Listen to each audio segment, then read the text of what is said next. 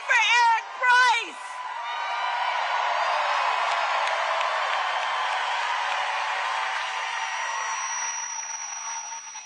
Oh, it's good to be back in Michigan. Thank you all so very much. Thank you. Thank you so very much. And Eric Price, thank you for your leadership of UAW 651 and all the work that you do. And I want to thank all the leaders who are here. We got thousands of leaders who are here. And I thank you. Including all our friends in labor, Sean Fain, April Barrett, all of the incredible elected leaders, starting with the Governor Whitmer, who is amazing and is my friend, my dear friend, Mayor Neely, Senator Stabenow, Senator Peters, Representative Slotkin, who we will elect to the United States Senate.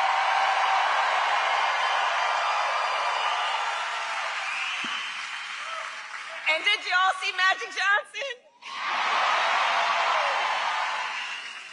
Remember his number? 32. Today we got 32 days until the election.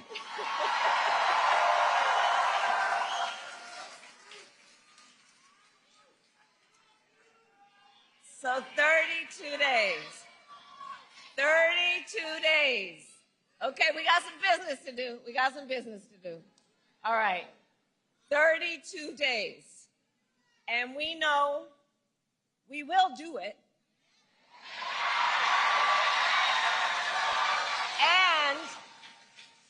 And this is going to be a very tight race until the very end.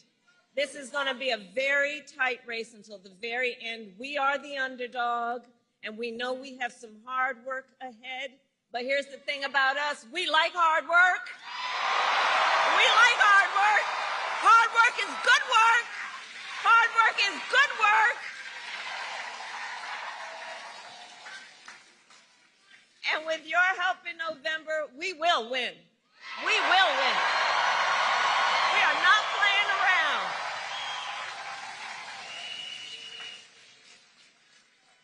So listen, we know this election is about two very different visions for our nation. One focused on the past, and ours, which is focused on the future. We are fighting for a future where we tap into the ambitions and the aspirations of the American people and build what I call an opportunity economy, so every American has an opportunity to own a home, build wealth, start a business.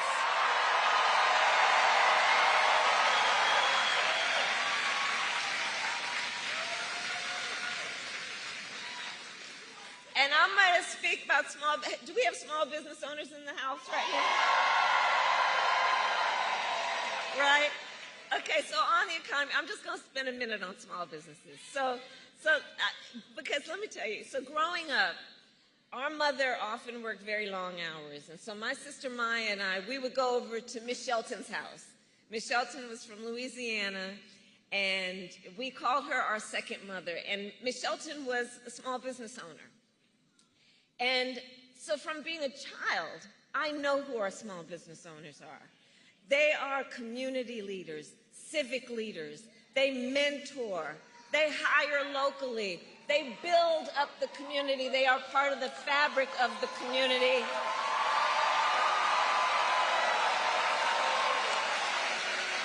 And small business owners are the backbone of America's economy.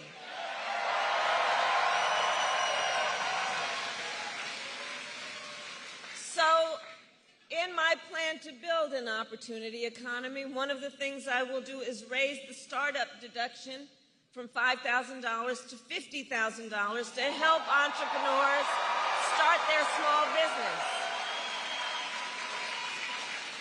You heard Eric talk about it. We need to build more housing in America.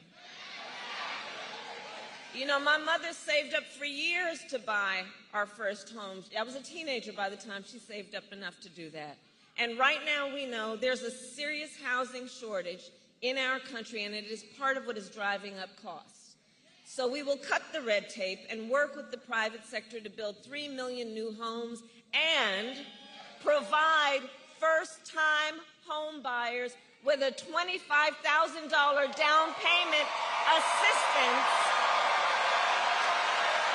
so you can just literally get your foot in the door and you'll handle the rest. We need to lower the cost of living. Look, our economy is making good progress. Just this morning, we got a solid jobs report, right?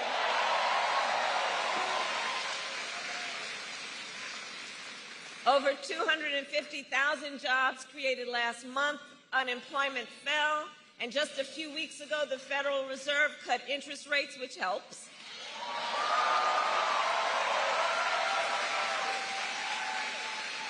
But there's still more we need to do. Prices for everyday things like groceries are still too high. You know it and I know it. And I have a plan on lowering costs on everything from health care to groceries, including taking on corporate price gouging.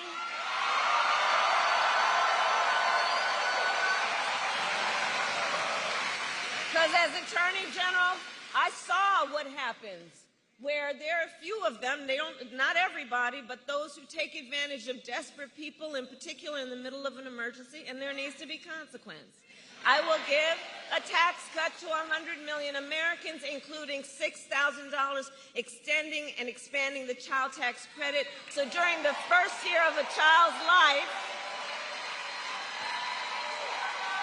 young parents have the support they need to be able to buy a car seat, to buy a crib, to take care of their child during that first year of their life, knowing it's about setting them on a path to do everything they have a natural desire to do. And look, I say all this to say, I will always put the middle class and working families first. I come from the middle class, and I will never forget where I come from. I will never forget where I come from.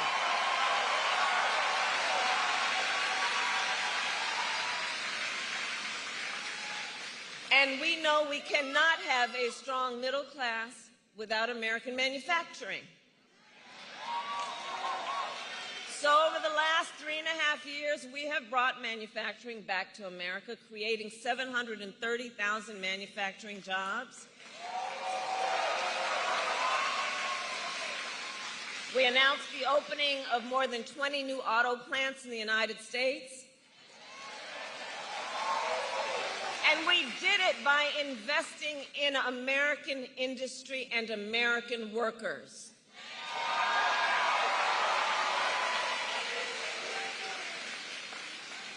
And I will make sure that America, not China, wins the competition for the 21st century.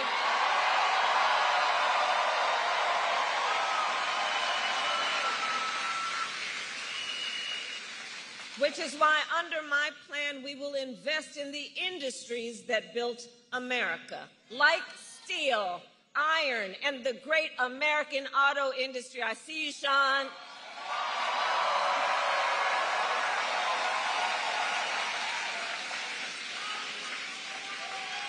And we will ensure that the next generation of breakthroughs, from advanced batteries to electric vehicles, are not only invented but built right here in America by American union workers.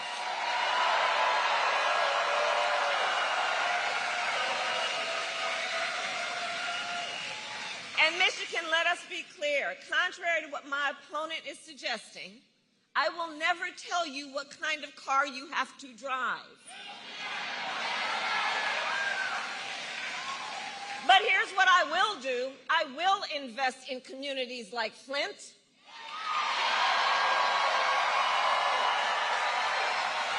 Flint, which helped build the auto industry and the UAW. We will retool existing factories, hire locally, and work with unions to create good-paying jobs, including jobs that do not require a college degree.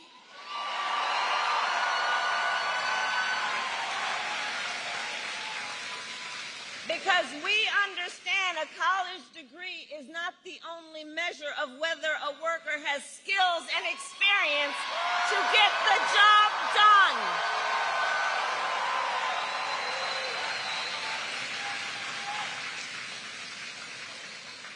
In fact, part of my plan is to outline all of the federal jobs that should not require a college degree and make that clear. And when I'm elected, I'm going to challenge the private sector to take on the same approach.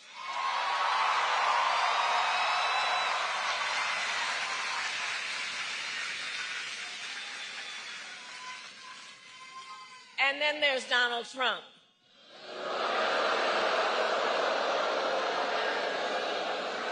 So Donald Trump has a very different approach. So Donald Trump makes big promises, and he always fails to deliver. He said he was the only one who could bring back America's manufacturing jobs. Remember that? And then America lost nearly 200,000 manufacturing jobs when he was president,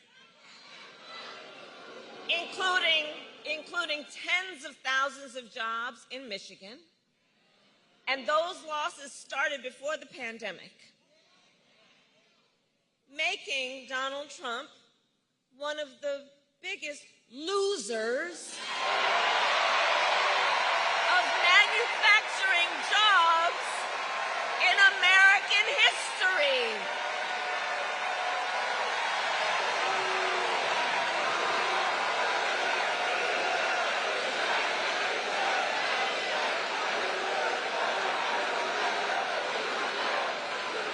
And his track record for the auto industry was a disaster.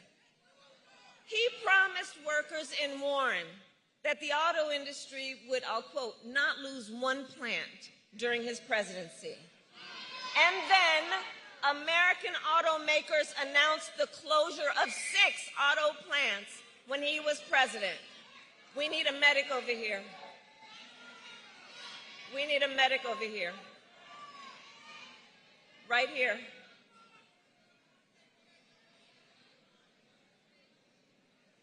Okay, can everyone part so the medic can come through, please? Let's let the medic through.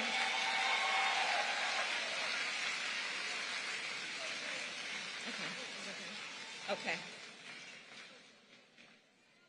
Okay. He's okay. All right. We're good. We got each other. Good. Good. Good.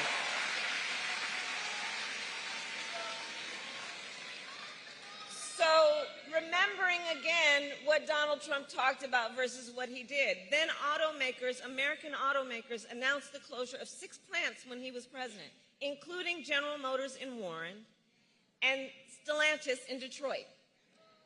Thousands of Michigan auto workers lost their jobs. And when it came to building the cars of the future, Donald Trump sat on the sidelines and let China dominate.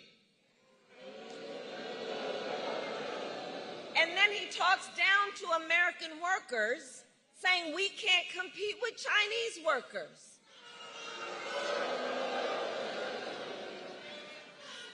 And make no mistake, Donald Trump is no friend of labor. He encouraged automakers to move their plants out of Michigan so they could pay their workers less. And when the UAW went on strike to demand higher wages that they deserved, Donald Trump went to a non-union shop, don't forget. And he attacked the UAW. And he said striking and collective bargaining don't make, quote, a damn bit of difference. Remember how he's talked about striking workers, that you should fire them. That's how he talks about union labor. That's how he talks about workers. But Flint, we know, strong unions mean higher wages, better health care, and greater dignity. For union members and for everyone.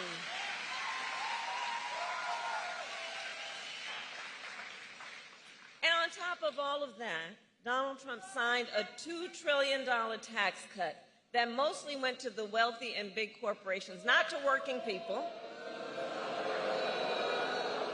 And now he is making the same empty promises to the people of Michigan that he did before. But we will not be fooled. We will not be gaslighted. Donald Trump's track record is a disaster for working people.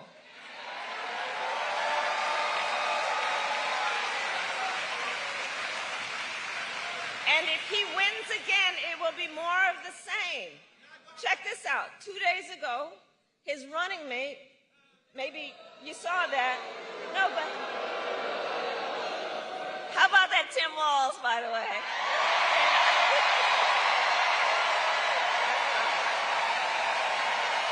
That's right.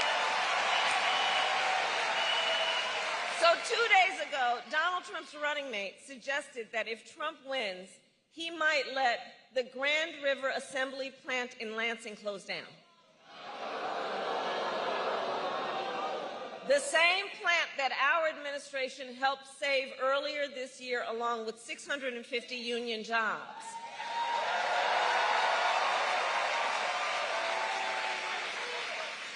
Michigan, we together fought hard for those jobs, and you deserve a president who won't put them at risk.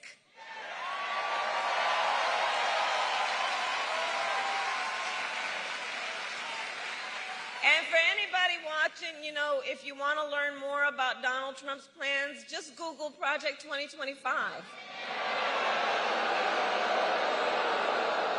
It is a detailed and dangerous blueprint for what he will do if he is elected president.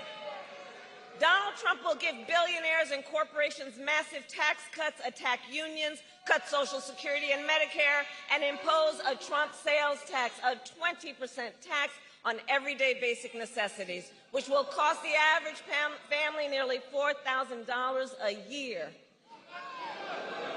And on top of all this, Donald Trump intends to end the Affordable Care Act. Even after he tried to repeal it time and time again when he was president, and still has no plan to replace it. You watched the debate. You watched the debate. You saw that.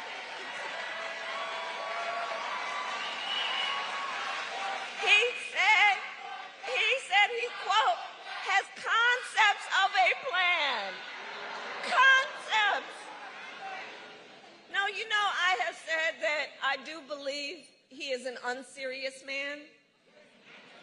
And the consequences of him being president again are absolutely critically serious. Because think about it, even on health care, he has a concept of a plan, so he's going to threaten the health insurance of 45 million people in our country based on a concept?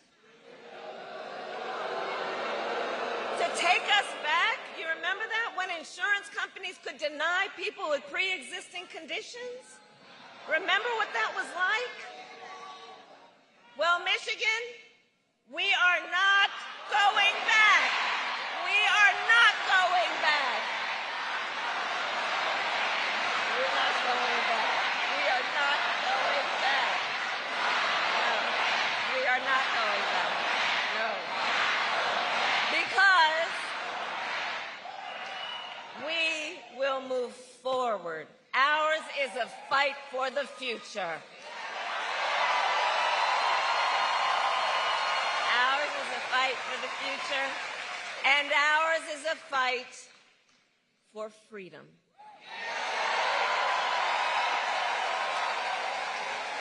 Like the fundamental freedom of a woman to make decisions about her own body and not have her government tell her what to do.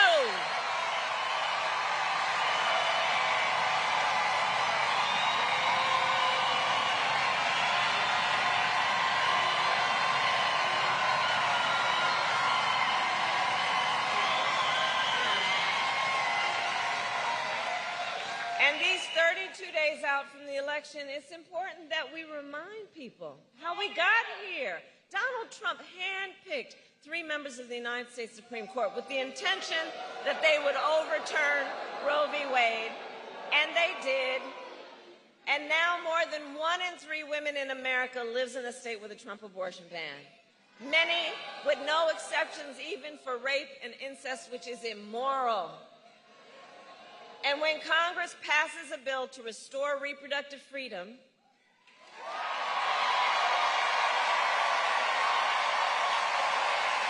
as President of the United States, I will proudly sign it into law. Proudly.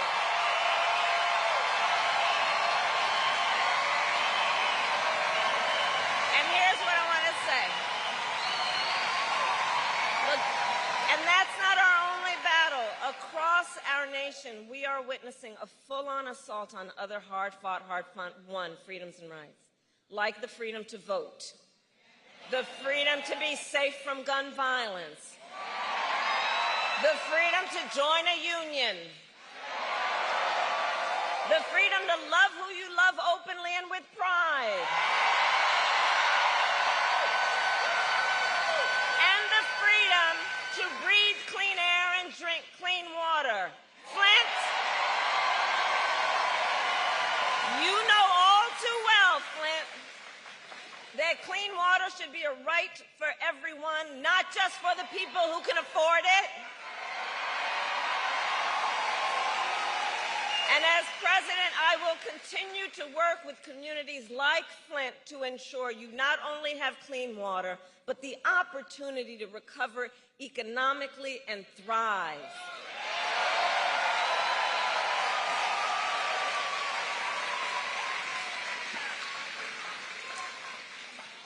So, Michigan, it all comes down to this. We are all here together because we know what is at stake, and we love our country. We love country. We love our country.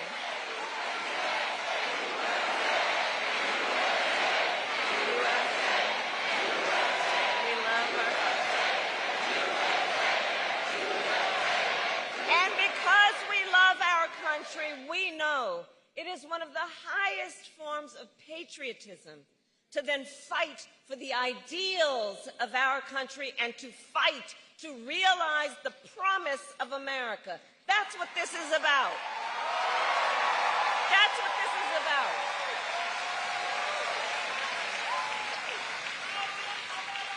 So, Election Day is in 32 days.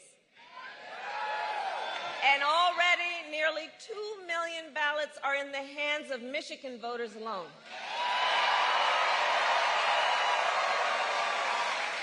So if you have received your ballot, please do not wait. Fill it out and return it today. Early voting starts statewide on October 26th. And now is the time to make your plan to vote. Because, folks, the election is here. The election is here. And we need to energize, organize, and mobilize. And remember, your vote is your voice, and your voice is your power. So, Flint, today